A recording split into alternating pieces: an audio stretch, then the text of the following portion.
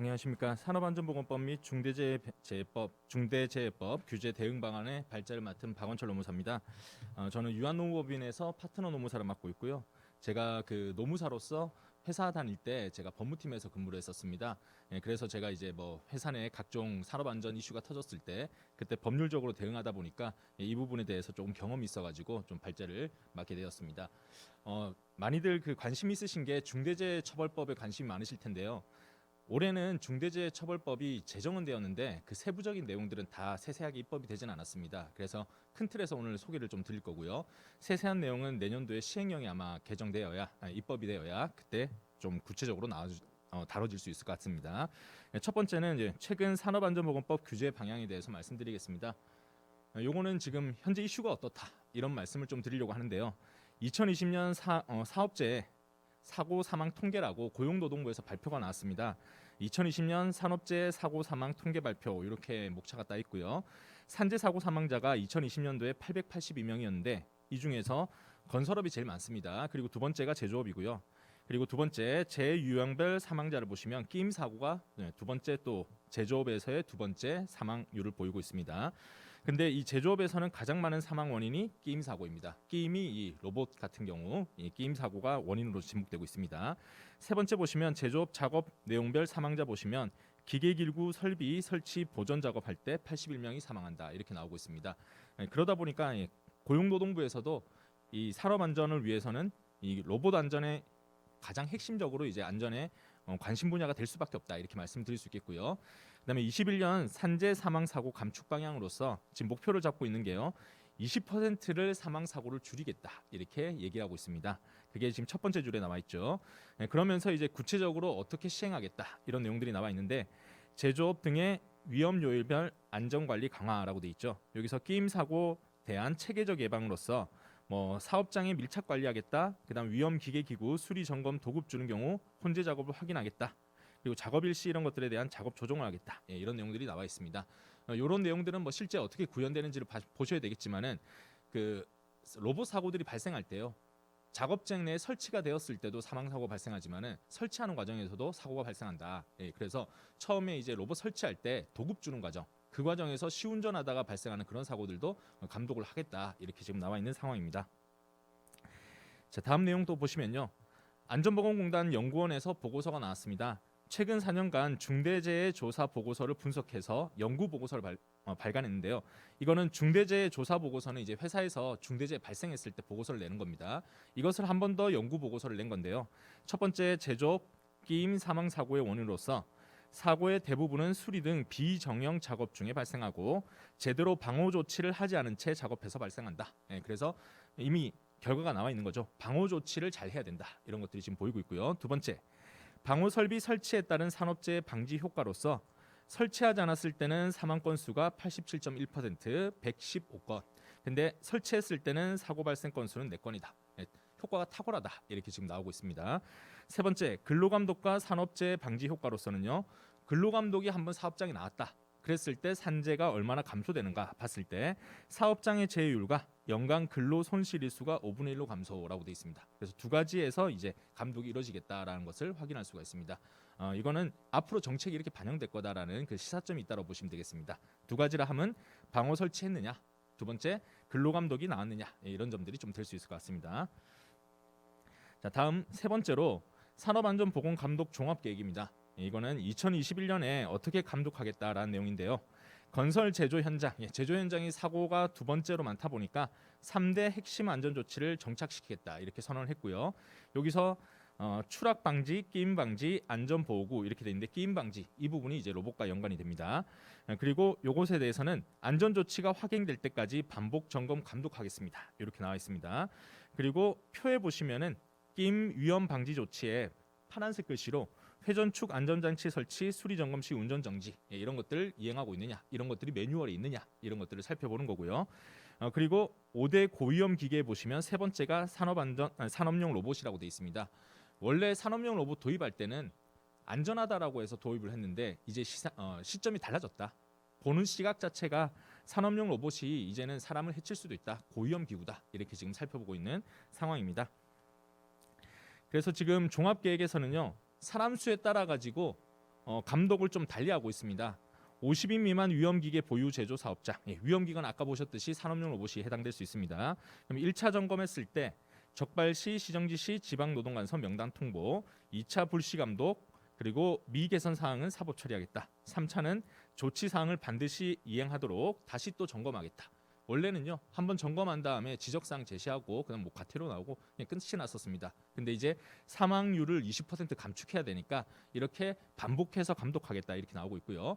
50인 이상을 보시면요, 50인 이상은 1차 점검 때 처음부터 지방노동관서가 점검을 실시한다라고 돼 있고요. 두 번째가 2차 재점검 때는 법 위반 사항 개선 여부 확인하고 미개선 사항 즉시 사법 처리하겠다라고 돼 있습니다.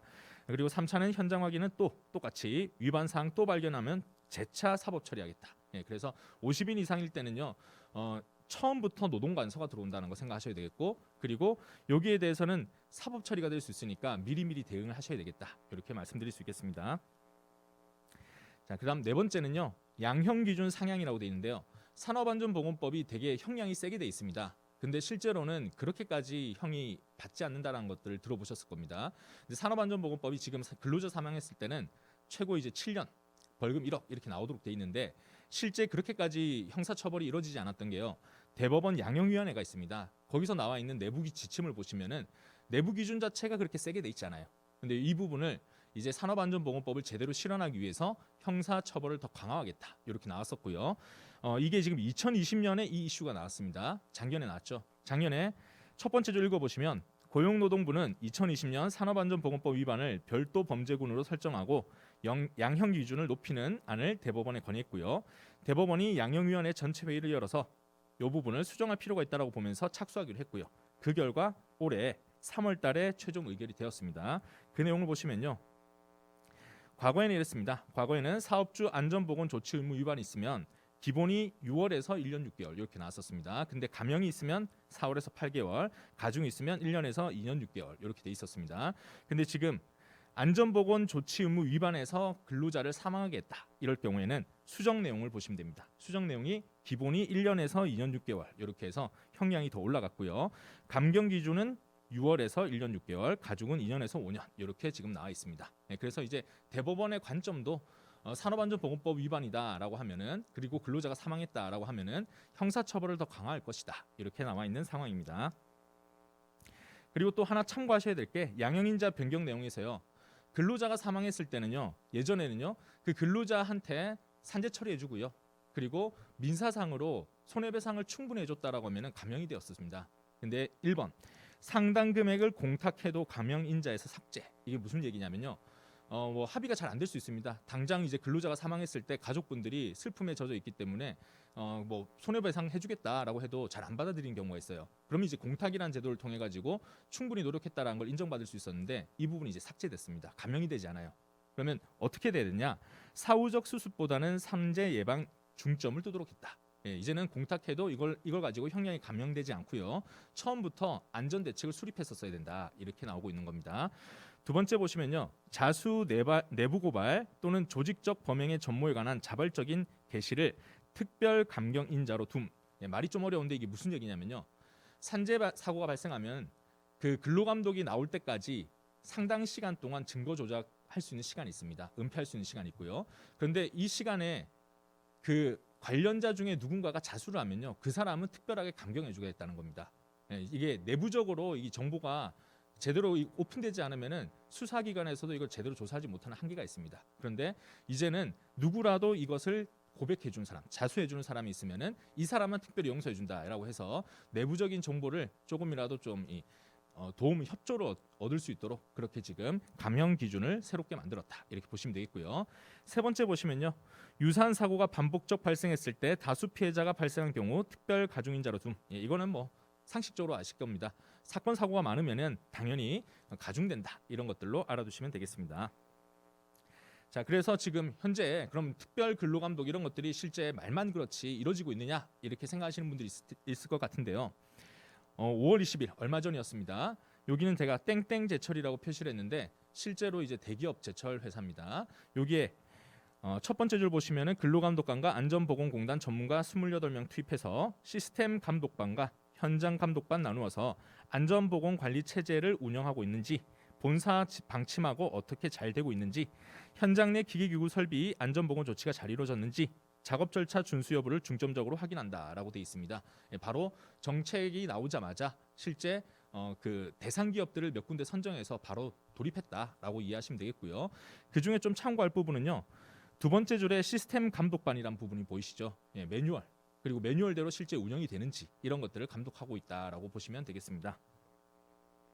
자, 다음 이제 중대재해처벌법 보도록 하겠습니다. 이렇게 산업안전보건법 관련해서 정책이나 뭐 형량이 세지고 있다 이렇게 말씀을 드렸고요. 그럼 중대재해처벌법은 무슨 얘기냐 이렇게 생각이 드실 텐데요.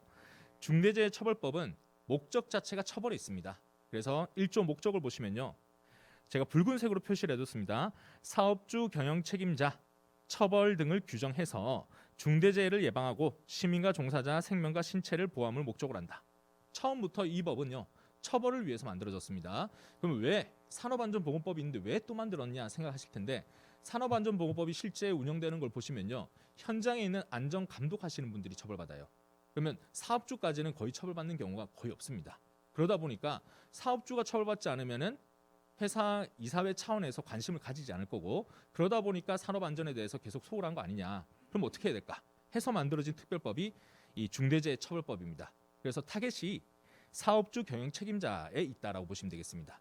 그래서 이 아래에 있는 내용 보시면 산안법과 달리 처벌을 재예방의 수단으로 전면에 내세우고 있다라고 되어 있습니다. 산업안전보건법은요, 뭐 교육해라, 매뉴얼 만들어라, 안전점검해라 이런 내용들이 나와 있는데 이 법은요, 아예 위반하면 처벌이다 이렇게 되어 있는 겁니다. 그리고 형법, 업무상 과실치상죄 그리고 산안법, 결과장 가정법의 처벌 규정의 특별법이다라고 되어 있습니다. 그래서 다중적으로 해서 다 적용될 수도 있다. 이렇게만 간단하게 알아두시면 되겠습니다. 제2조 정의를 보시면요. 정의에서는 두 번째 줄에 또 붉은색 표시 결과를 야기한 죄를 말한다라고 되어 있습니다. 그래서 결과가 발생하지 않으면 결론적으로 처벌받지 않아요. 근데 결과가 발생했을 때는 그때는 처벌받을 수 있는데 그 내용이 사망 1명 이상, 동일한 사고로 6개월 이상 치료가 필요한 부상 2명 이상, 동일한 유해 요인으로 급성 중독 등 대통령령 정하는 직업성 질병자 1년 이내 3명 이상 발생 이렇게 돼 있습니다. 근데 로봇 사고의 특징이 가해에 좀 많이 치중돼 있죠. 사고가 났다 하면은 거의 사망하시거나 아닙니다. 6개월 이상 치료가 필요한 경우들이 많이 나오고 있습니다. 그래서 좀 로봇 관련된 사고들은 이 법에 적용이 될 가능성이 좀 높다 이렇게 생각하실 수 있겠고요. 그래서 밑에 보시면 또 산안법하고 기준이 다르다라고 돼 있어요. 두 개가 가중으로 두 개가 같이 복합적으로 적용될 수도 있다 이렇게 생각하시면 되겠습니다. 사망 1명 이상이면 중대재해처벌법도 적용될 수 있고 산안법도 적용될 수 있고 그리고 3개월 이상인데 6개월 미만이면 산안법만 적용되지만 6개월 이상 재해가 발생했다 그러면은 산안법도 중대재해처벌법 둘 다 적용될 수 있다 이렇게 이해하시면 되겠습니다. 자, 그래서 좀 정리를 해봤는데요. 중대재해가 발생하면 중대재해처벌법 적용, 산업안전보건법 적용, 형법상 업무상 과실치상죄 적용 이렇게 될 수 있고요. 중대재해가 발생하지는 않았다.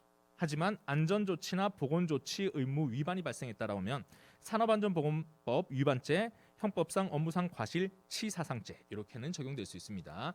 그래서 사망하지 않는 게 제일 중요하다 이 법은 이렇게 이해하시면 되겠습니다. 자, 다음 세 번째 보시면요. 그럼 처벌 내용이 뭐냐 이게 궁금하실 텐데 처벌 내용은요.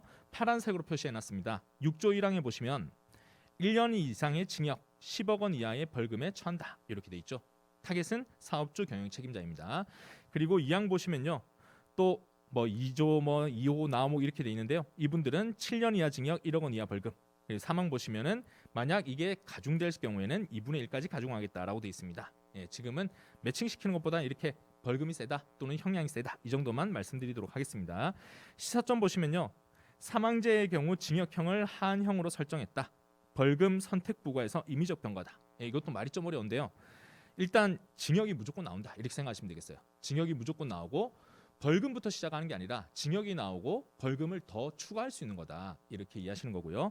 경영 책임자에 대한 처벌을 사망재해와 부상 질병재해로 구분했다라고 돼 있죠. 사망 그리고 6개월 이상 부상 그다음에 질병 이렇게 해서 어느 단계에 걸리느냐 따라서 이 형량이 다르다 이 정도로 이해하시면 되겠습니다.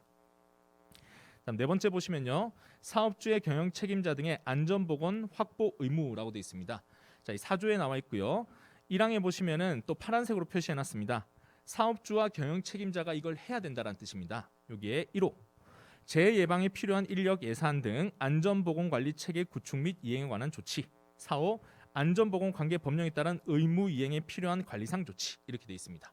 문제는 이게 어디까지 가야 되는지가 시행령에서 이제 구체화되는데 그 부분이 아직까지 제대로 안 나와 있습니다. 그래서 그냥 할 수 있는 거 모든 걸 다 해야 되는 거냐? 아니면 산업안전보건법까지만 하면 되는 거냐? 아니면 노동부 내에 있는 고시 그리고 지침 이런 것까지 다 해야 되는 거냐? 거기에 대해서는 지금 모르는 상황입니다. 그게 이제 시행령, 시행규칙 이런 것들이 제정이 되어야 됩니다. 자, 그래서 대통령령을 예상하기 어렵다. 이렇게 지금 제가 요약을 드렸고, 요 내용은 향후 이제 입법되는 걸 보고 다시 설명드릴 수 있을 것 같습니다. 5번째 가시면요. 자, 처벌에 대한 시사점으로는 경영 책임자는 안전보건에 관한 상당한 주의 감독을 노력을 기울여야 된다. 그럼 이 상당한 주의 감독은 아직까지 비어 있는 상태고, 2번째 경영 책임자의 안전보건 확보 의무에 해당하는 사항을 이행했다는 것을 입증할 수 있는 자료를 만들어야 된다. 매뉴얼, 절차, 지시서. 예전에는 그냥 부서에 맡겨놓고 부서 책임자가 알아서 했다면요. 이제는 이사회 차원 또는 대표이사 차원에서 했느냐, 지시했고 거기에 대한 결재받았고 이런 것들이 문서가 기록이 있어야 됩니다. 3번째는요. 안전보건 조치 의무에 대해서 각각 합리적 실행 가능한 범위에서 최대한의 안전보건 조치를 취할 필요가 있다라고 되어 있습니다. 이 법이 의무를 다 이행해야만 그나마 이 처벌을 면할 수 있습니다. 근데 그 의무라는 것이 상당히 좀 포괄적으로 앞에 규정돼 있었고 아직까지 시행령이 완비돼 있지는 않지만은 지금 많은 그 학자님들이 이렇게 예상하고 있습니다. 교수님들은 합리적 실행 가능 범위까지 가지 않겠느냐 이렇게 얘기하는 것은 제가 아까 말씀드린 것 중에 고시, 그다음 매뉴얼, 그다음에 뭐 국제적인 표준 여기까지도 갈 수 있지 않을까 이렇게 지금 예상되는 상황입니다. 자, 다음 6번 가시면요. 중대산업재해 양벌 규정이라고 되어 있습니다. 이거는 뭐냐면요. 책임자 그러니까 경영자 대표자 말고요. 법인 및 기관에게도 책임을 물리겠다라는 겁니다. 그래서 대표이사님이 구속되고 그게 끝이 아니라 회사에도 책임을 물리는 겁니다. 빨간색 표시로 제가 법인이라고 표시해뒀고요. 다음 줄 가시면 벌금형을 과한다라고 되어 있습니다. 회사는 사람이 아니니까 징역을 살 수는 없어요. 하지만 회사 전체에도 책임을 물릴 수 있기 때문에 여기에 대해서 1호 보시면 사망했을 때는 50억 이하의 벌금, 만약 부상 및 질병이 있을 때는 10억 이하의 벌금 이렇게 됩니다. 그러니까 만약 중대재해처벌법을 위반했을 때는 회사가 진짜 휘청거릴 수도 있다. 이렇게 지금 입법이 되어 있는 상황입니다. 근데 여기서 이제 4번째 줄 보시면 파란색 글씨로 상당한 주의와 감독을 게을리하지 않은 경우에는 그렇지 않다라고 지금 빠져나갈 구멍이 있는데 이 부분이 지금 뭐 판례도 없고요. 아까 말씀드린 시행령, 시행규칙 이런 것들이 없어가지고 어느 범위까지 갈 것이냐 여기에 대해서는 좀 미지수인데 이것도 이제 교수님들 또는 이제 산업안전에 관해서 연구하시는 분들의 말씀으로는 합리적 범위 충분히 우리가 할 수 있는 범위까지가 되지 않겠느냐 이렇게 말씀을 하고 계십니다. 그래서 지금 법인의 기간의 면책 사유를 두고 있는데 안전보건 대책의 문서 기록 등이 필요하다 이렇게 되어 있습니다. 자, 시행일을 보시면요. 당장 시행을 하지 않고요. 2022년 1월 27일부터 시행합니다. 그러면 지금은요. 일단 입법이 돼 있고요. 시행령 그리고 시행규칙 이런 것들을 이제 더 입법을 완비해 나갈 계획이고요. 현재 진행 중에 있습니다. 다음 내용 보시면 2번째. 이 법 시행 당시 개인 사업자, 상시 근로자 50명 미만 사업 또는 사업자 규모가 좀 적은 경우에는 2024년 1월 27일부터 시행한다라고 되어 있습니다. 그래서 이거는 사업장 규모에 따라서 여러분들이 속해 있는 곳에서 언제부터 대응을 해야 되냐 미리미리 이제 시기를 보시고 준비하시면 되겠습니다. 다음 3번째 가시면요. 이렇게 산업안전보건법도 강화되고 있고요. 중대재해처벌법도 지금 입법이 새롭게 돼서 강화되는 법적 책임이 나오고 있습니다. 이럴 때 어떻게 우리는 책임을 좀 덜 수 있도록 또는 징역 같은 것들을 면할 수 있도록 할 수 있을까? 여기에 대한 대응 방안을 말씀드리면요.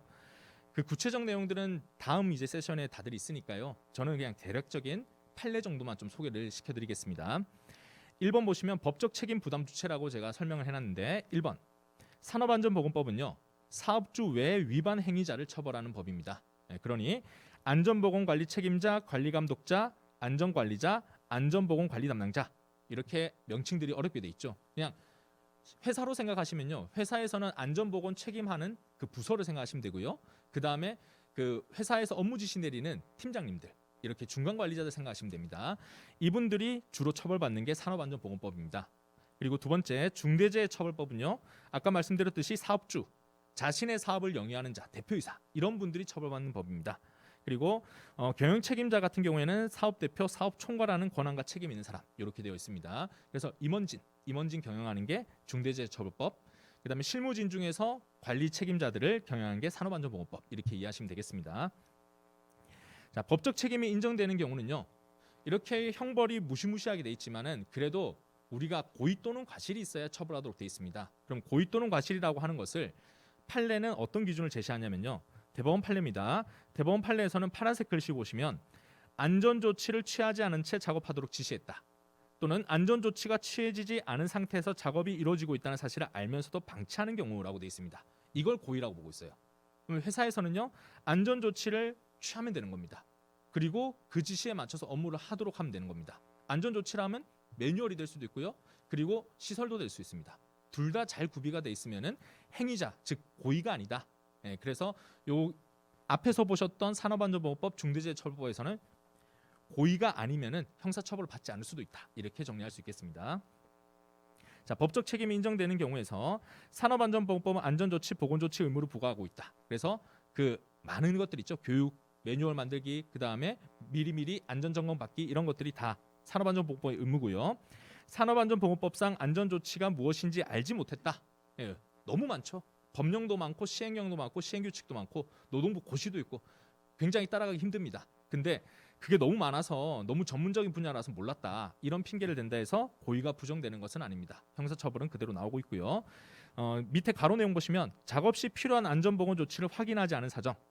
대표이사님이 나는 대표자지, 나는 경영자지, 여기 지식인이 아니야, 여기에 대한 전문인이 아니야. 그래서 나는 안전보건 조치를 그냥 직원들한테 맡겼어. 이렇게 항변했던 적이 있습니다. 거기에 대해서 이제 미필적 고의를 인정했다라고 하는데 이게 단어가 어려운데요. 그냥 고의입니다, 고의. 고의로 그냥 해석을 됩니다. 자, 그러므로 특정 작업, 이에 부수되는 작업, 공정상 예상 가능한 작업에 안전보건 조치까지 확인할 의무를 부담한다라고 돼 있죠. 그래서 작업할 때뿐만 아니라 부수되는 작업이라면 당연히 가동할 때 또는 청소할 때 이런 것들, 그다음에 회사 기계가 만약 오류가 있을 때 점검하는 거 이런 것들이 두 번째 들어가요. 세 번째는 공정상 예상 가능한 작업. 이거는 전형적이지 않은데 그래도 이따금씩 있는 작업. 이런 것들이 세 번째에 들어갑니다. 여기에 대해서 안전보건 조치까지 확인할 의무가 있고요. 이것에 대해서 이행을 하지 않으면 고의가 인정됩니다. 그래서 여기까지도 다 매뉴얼을 만들고 그리고 거기에 대한 안전 조치를 취해 두시면 되는 겁니다. 자, 법적 책임이 인정되지 않는 경우는 두 가지가 있었습니다. 판례 분석해 보면 안전보건에 관한 조치 사항을 지시했습니다. 그런데도 이행하지 않아서 재해가 발생한 경우. 두 번째는요. 지시가 이행되지 않은 사실을 알면서 이를 방치하거나 용인하지 않은 경우. 이거는 뭐냐면요. 근로자가 산업재해를 오히려 근로자가 산업재해를 일으키고 싶었다. 이렇게 오해될 수 있는 경우를 얘기합니다. 예를 들면요. 방호자치 잘 돼 있어요. 매뉴얼도 잘 돼 있어요. 매뉴얼 위반했을 때 회사에서 징계도 했고요. 관리 감독자들이 잘 관리했어요. 그런데도 근로자가 안전조치 끄고요. 매뉴얼 위반해서 들어가서 사고가 나는 경우들이 있어요. 이런 경우라고 한다면 그때는 관리자, 경영자 책임이 부담되지 않는다는 겁니다. 근데 이런 것들이 쉽지 않겠죠. 또 다른 경우는요. 그 유증기를 사용하는 회사였는데요. 유증기에서는 당연히 그 화기를 쓰는 경우에는 폭발할 수 있다는 걸 당연히 예상할 수 있잖아요. 그런데도 불구하고 근로자가 그 공정에 들어가서 화기를 사용합니다. 하지 말라고 했고 그리고 금지되는 거고 표지판도 다 돼 있어요. 그래서 이런 것들에 대해서 회사에서는 전혀 예상할 수 없었다. 그리고 여기에 대해서 안전조치가 충분했다. 교육도 충분했다. 이럴 경우에 고의를 인정하지 않았던 사례들이 있습니다. 이 정도까지 가다 보니까 시설과 매뉴얼들이 거의 사고 발생률이 정상적이라면 제로다. 이렇게 얘기하는 게 판례의 취향이 아니냐, 판례의 뉘앙스가 아니냐 이렇게 예상할 수가 있겠습니다. 자, 네 번째 법적 책임을 감수하기 위한 조치로서는요. 첫 번째 매뉴얼 규정 만들어야 되고요. 두 번째는 교육을 실시해야 됩니다. 세 번째는 매뉴얼 작성을 위해서는 위험성 평가를 실시해야 됩니다. 이것이 잘 돼 있어야 되는데 매뉴얼 작성을 위한 위험성 평가를 하면요. 그 매뉴얼은 회사마다 다르겠죠. 공정마다 다르고요. 그러니까 그 위험이 뭔지가 있는지는 그 회사에서 평가를 해봐야 되는 겁니다. 그걸 이제 위험성 평가를 하는 건데 유해 위험 요인을 파악하고 추정 결정하고 감소 조치를 수립하고 그것을 이행한다. 간단한 이제 과정이죠. 근데 회사 내에 있는 사람들이 이것을 만들 수 있도록 해야 된다. 그걸 만들고 난 다음에 규정과 매뉴얼을 만들어서 그것을 계속 반복 교육을 해야 된다. 이렇게 얘기할 수 있겠습니다. 그래서 위험성 평가는 자체적으로 하는 게 일단 그 기계를 다루는 사람들이 제일 잘 아니까요. 자체적으로 할 수 있는데 그런데 불구하고 이제 전문적 지식이 부족한 경우들이 있으니까 이런 것들을 외부에 맡길 수도 있습니다. 위험성 평가를 실시했고 매뉴얼만 만들었다는 것만으로도 앞에서 보셨던 그 법적 책임들이 많이 완화될 수 있다. 이렇게 말씀드릴 수 있겠습니다. 자, 위험성 평가 법적 효력 보시면 요거는 또 하급심 판례긴 한데 2019년 최신 판례입니다. 여기서 이제 파란색 글씨 보시면요. 안전보건 조치를 취해야 하는 의무를 이행하지 않아서 재해 사고가 발생했다. 그리고 안전보건 총괄 책임자는 재해 사고 대한 과실 기타 산업재해 예방 조치를 미이행했다. 이렇게 돼 있죠. 예, 위험성 평가를 하지 않으니까 뭘 해야 되는지 몰랐던 겁니다.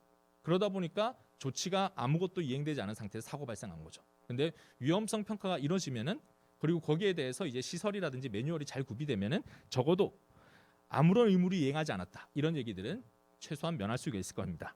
예, 이때는 아직 중대재해처벌법이 나오지 않아서요. 집행유예형이 나오고 벌금형이 나왔던 사례인데 어쨌거나 현재에도 이런 형사처벌이 이루어지고 있다. 이렇게 말씀드릴 수 있겠습니다. 자, 여기까지가 제 발표 내용입니다. 경청해 주셔서 감사합니다.